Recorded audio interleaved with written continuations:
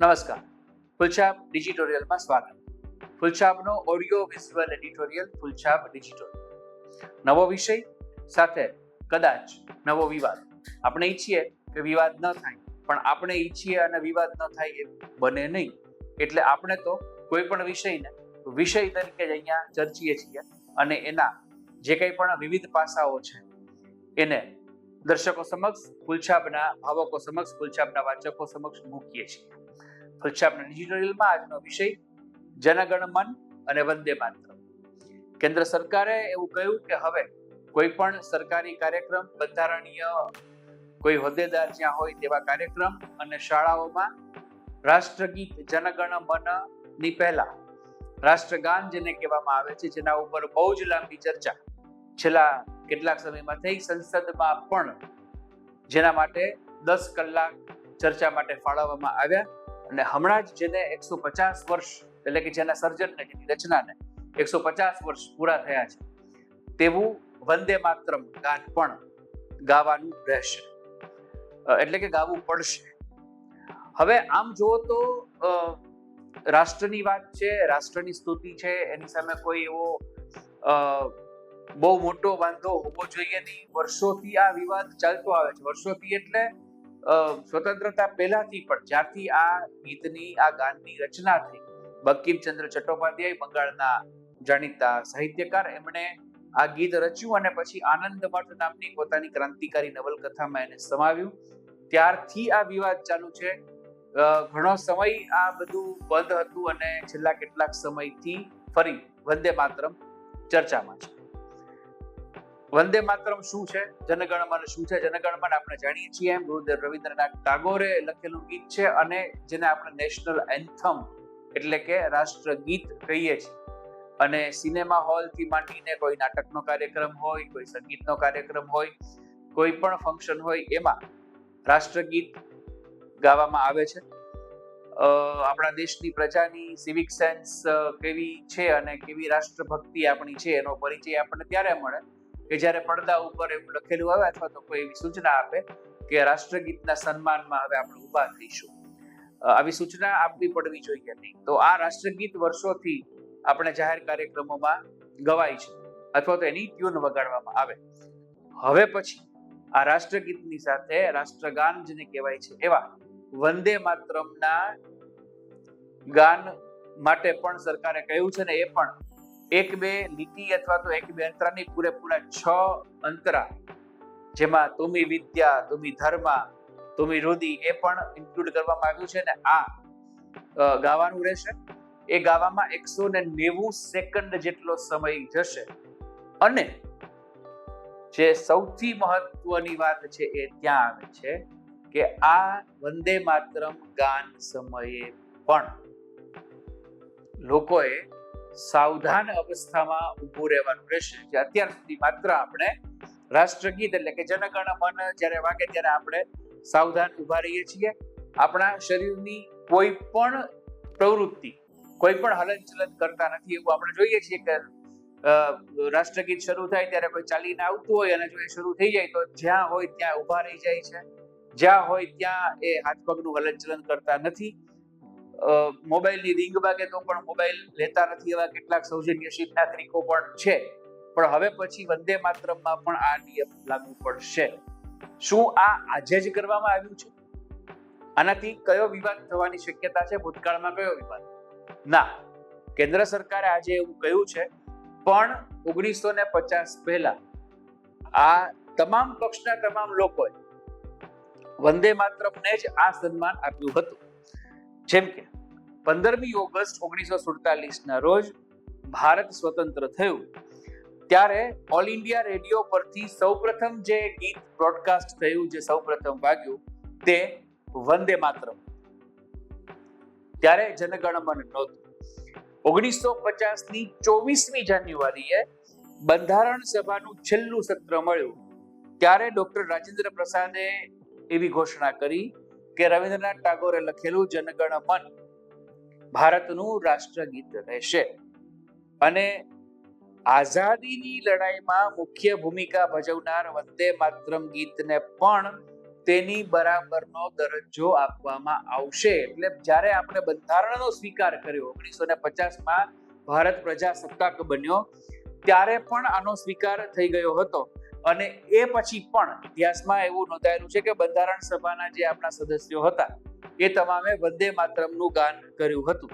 એટલે આ વંદે માતરમ આજે અમલી બનાવવામાં આવ્યું છે, આજે ઘુસાડવામાં આવ્યું છે એવી કોઈ વાત નથી. હા, એવું બની શકે કે ત્યારના હેતુ અલગ હોય, આજની પરિસ્થિતિ અલગ છે, પણ આજે જ આનો અમલ શરૂ કરવામાં આવ્યો છે અને એને કારણે કોઈ પરિસ્થિતિ બગડશે એમ કીધું હોય તો આ બાબત એવી રીતે નથી. અને વંદે માતરમ આખું જો આપણે એમાંથી પસાર થઈએ, વંદે માતરમ વાંચીએ, વંદે માતરમ સાંભળીએ, અલબત્ત એ આખો એનો જે ટોન છે એની ભાષાથી માંડીને એનું સ્વરાંકન છે બધું જ બંગાળની ધરતીની આપણને યાદ અપાવે. પણ અલ્ટિમેટલી તો એ બહુરત્ના વસુંધરા એવી એ આપણી ધરતી માતા, આપણી ભારત માતાની આપણને યાદ અપાવે છે ને એની એ સ્તુતિ એમાં થયેલી છે.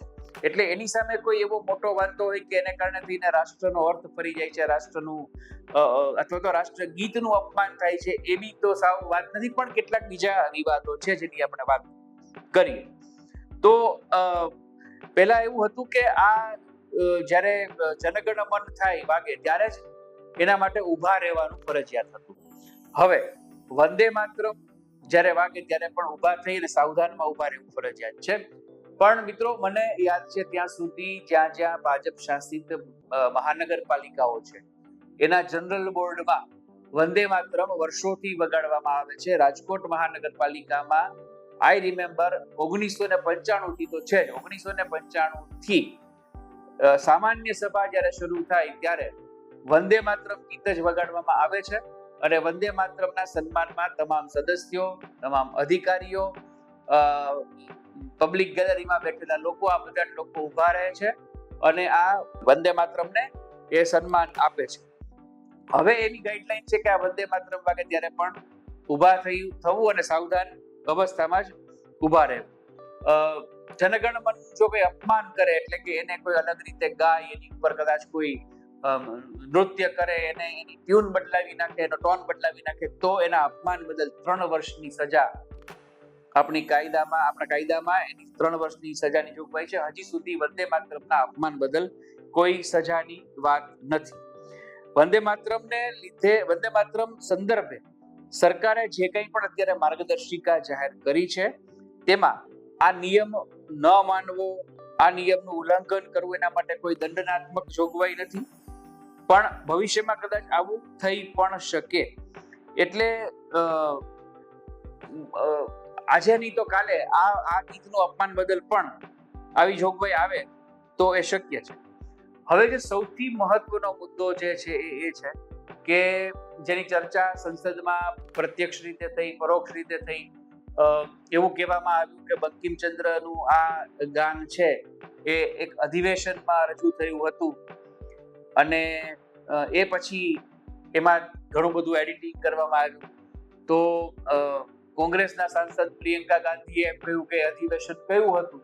કે અધિવેશન તો ભારતીય રાષ્ટ્રીય કોંગ્રેસનું હતું અને એમાં વંદે માતરમ ગવાયું હતું. એટલે તાત્વિક રીતે કોંગ્રેસને પણ આમાં કોઈ વાંધો હોય એવું નથી એવું પ્રિયંકા ગાંધીનું પણ કહેવું છે. અને લગભગ એ વાંધો કોઈ ખુલીને ઉઠાવ્યો હોય એવું પણ નથી. પણ ભૂતકાળમાં કોંગ્રેસના શાસનમાં આ ગીતના ઘણા બધા અંતરા કાઢી નાખવામાં આવ્યા એવી વાત છે. એ કાઢી નાખવામાં આવ્યા એના ઘણા કારણો છે. એક તો એનું લંબાણ વધી જાય એટલે આખું એ ગાવામાં સમય વ્યતીત થાય, આખું ગાવામાં બાકીની જે આ બધી સમસ્યા છે એ ઊભી થાય.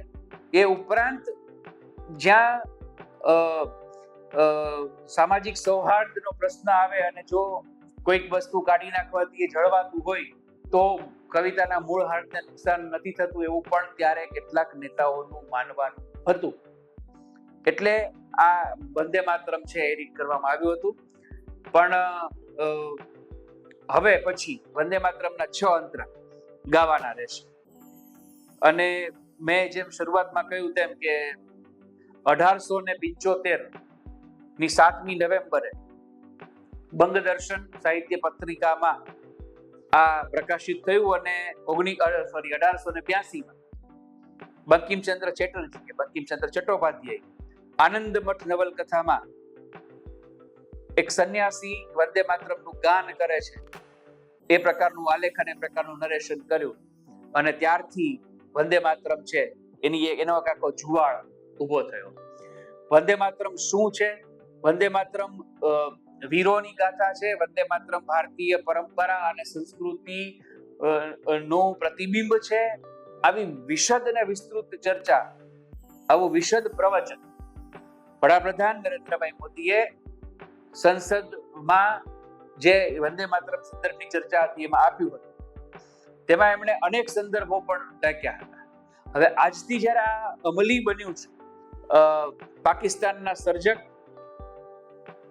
અને જેમણે ડાયરેક્ટ એક્શન જેવા પગલાઓ લઈને ભારતની શાંતિ સ્વતંત્રતાની ચળવળ દરમિયાન ડોળી હતી, એવા મોહમ્મદ અલી જીનાએ 1938માં વંદે માતરમનો વિરોધ કરીને એમ કહ્યું હતું કે મુસ્લિમ બાળકોને જબરજસ્તી આ ગીત ગૌરાવવામાં આવી રહ્યું છે. હિન્દુ દેવી દેવતાઓનો ઉલ્લેખ, મૂર્તિ પૂજા ને પ્રોત્સાહન, આ બધી જ વસ્તુ જે ઇસ્લામમાં સ્વીકાર્ય નથી એનું ગાન થતું હોવાથી એની સામે વાંધો હતો. આનંદમઠ નવલકથામાં પણ કેટલીક સિક્વન્સ એવી આવતી હતી જે સમાજના આ એક વર્ગને નારાજ કરતી હતી. પ્રસિદ્ધ ઇતિહાસકાર અને જેમણે 1857ની ક્રાંતિની શતાબ્દી વખતે બહુ જ મોટું ડોક્યુમેન્ટેશન, સંશોધનાત્મક દસ્તાવેજો તૈયાર કર્યા હતા, તે આરસી મજમુદાર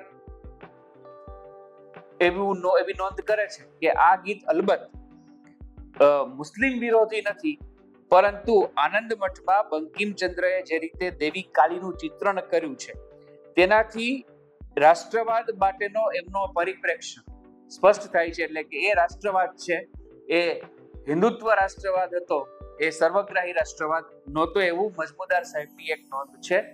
હવે રાષ્ટ્રવાદ એટલે રાષ્ટ્રવાદ જ હોઈ શકે, પછી હિન્દુ રાષ્ટ્રવાદ, મુસ્લિમ રાષ્ટ્રવાદ, એ બધા આપણા પરસેપ્શન આવા રીતે હોય છે અને એને કારણે જ આવી બધી સમસ્યાઓ ઊભી થતી હોય છે. પણ આ એક બહુ વિચક્ષણ ઇતિહાસકારનું આવું અવલોકન છે, એટલે આપણે અહીંયાથી એને ડિનાય નથી કરતા, પણ સામે એક બીજો પરિપ્રેક્ષ્ય જે છે એ છે કે આ આખી જે વાત છે એમાં વર્ષોથી મુસલમાનો નારાજ છે કે અમે આનું ગાન કરશું નહીં, અને હવે સરકારે એ ફરજિયાત બનાવ્યું છે. તો કદાચ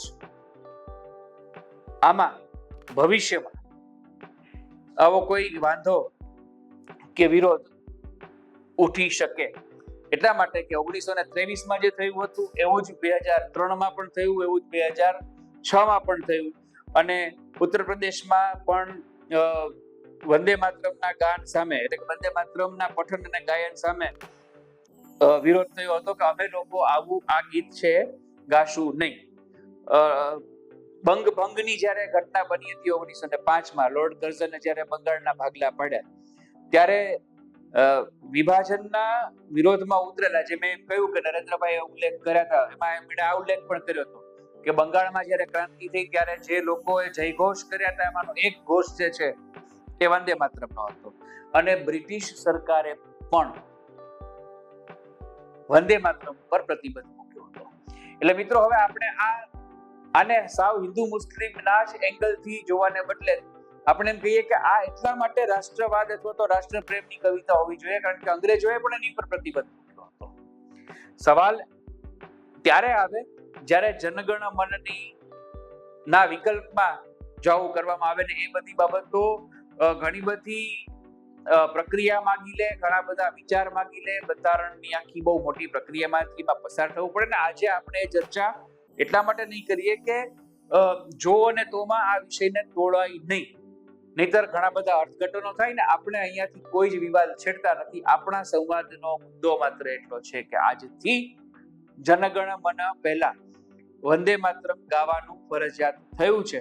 વંદે માતરમ ગાવામાં આમ જનરલી કોઈને વાંધો નથી, પરંતુ જે એની રચનાથી માંડીને આજ દિવસ સુધી થયું છે તે, એટલે જે બાળકો સ્કૂલે જતા હશે, જે બાળકો અથવા તો જે લોકો સરકારી કાર્યક્રમોમાં જતા હશે ને એ લોકો વંદે માતરમ ગાવામાં નહીં માનતા હોય તે લોકો હવે શું કરશે એ પ્રશ્ન છે. અને એ પ્રશ્ન અત્યાર પૂરતો ખરેખર પ્રશ્ન જ છે. શું થશે એ આપણે કહી ન શકીએ. આપણે એટલું ઈચ્છી શકીએ કે વાત રાષ્ટ્રની છે, રાષ્ટ્રના પ્રેમની છે અને રાષ્ટ્રની સ્તુતિની છે, અને એમાં એને કારણે કોઈ વિવાદ વિખવાદ કે કોઈ વૈમનસ્ય એ ઊભા ન થાય, એ સર્જાય નહીં અને દેશની એકતા બની રહે. બસ આનાથી વિશેષ આજે આપણે કંઈ કહી શકીએ કે આમ થશે, આમ નહીં થાય, અથવા આમ થવું જોઈએ ને આમ ન થવું જોઈએ, એ ચર્ચાનો આજે અવકાશ નથી.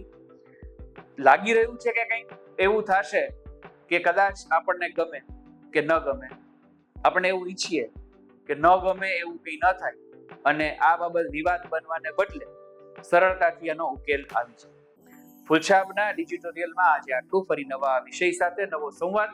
ફૂલછાપનો ઓડિયો વિઝ્યુઅલ એડિટોરિયલ ફૂલછાપ ડિજિટોરિયલ.